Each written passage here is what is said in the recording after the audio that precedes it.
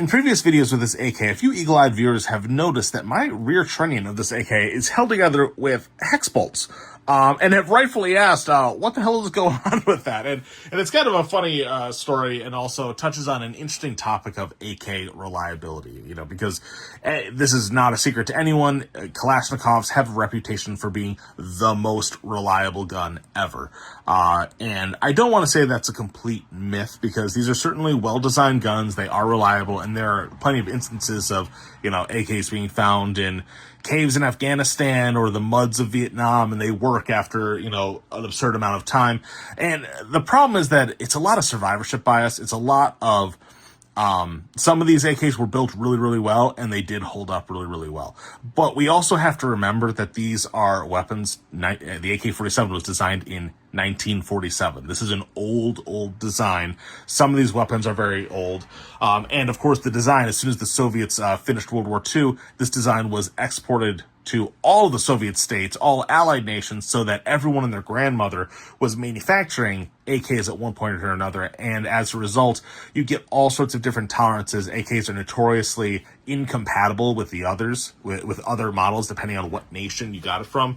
And the nature of being manufactured in random communist Soviet blocks, you get a lot of varying quality control issues. So this guy that I got here was a 1964 Romanian one. I got this when I was like 18 years old, one of my first rifles. And the issue that I had after about 1,000, 2,000 rounds was that it turned out that the long rivets that held my rear trunnion in place were either not heat treated properly, or they were a poor alloy, and the recoil going back and forth was basically shearing them off, and the trunnion was walking out, which caused all sorts of issues, everything from the dust cover not holding down, to just like bad trigger shots and everything. There was so many issues going on with it because of this failure point. Whether it was a quality control issue at the factory or elsewhere, I don't really know what actually caused it. But quality control issues do happen, as to be expected from, the communist countries where, you may not have the most skilled labor working on them. So at the time, I was 18, I was poor, I was broke, and I just simply knocked those rivets out and replaced them with Home Depot bolts and tighten it down, and it worked great. And then, 15 years later, here I am. I still have them in there because they haven't had any issues since then. Would I do it now? Would I have that same fix? Probably not. But at this point, it's kind of like, why fix what's not broken? But yeah, so it's worth remembering too that, weapons get reputations of, oh, this is the most accurate gun, this is the most reliable gun, and, they're machines, right? Don't get too dogmatic about this stuff. Machines have issues, and especially when machines are just widely built across all sorts of different nations with all sorts of different, manufacturing capabilities, all different specs, things go wrong. So don't expect that, you just see an AK lying around that it's going to be the most reliable thing ever.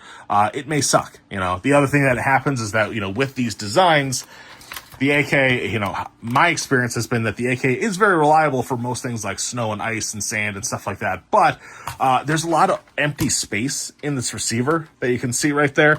You can see a lot of space there. So what can happen is when these weapons do go down, they go down hard. You get like a pebble or something in there, and the bolt slams home and it gets wedged in there. It can be very, very catastrophic in a way that, an AR-15, because it's a much more tightly controlled thing, it doesn't have this open area as much. There's not as many open gaps to get in there. It's going to keep a lot of the big stuff out. So it may have a little bit more issues with the actual, the smaller stuff, the sand and grit and everything that you have to keep clean, but it's not going to go down as catastrophically hard as an AK will. So just things to think about. Make sure you're comfortable with the weapon system, whatever weapon system you are operating, because, yeah, your life depends on it.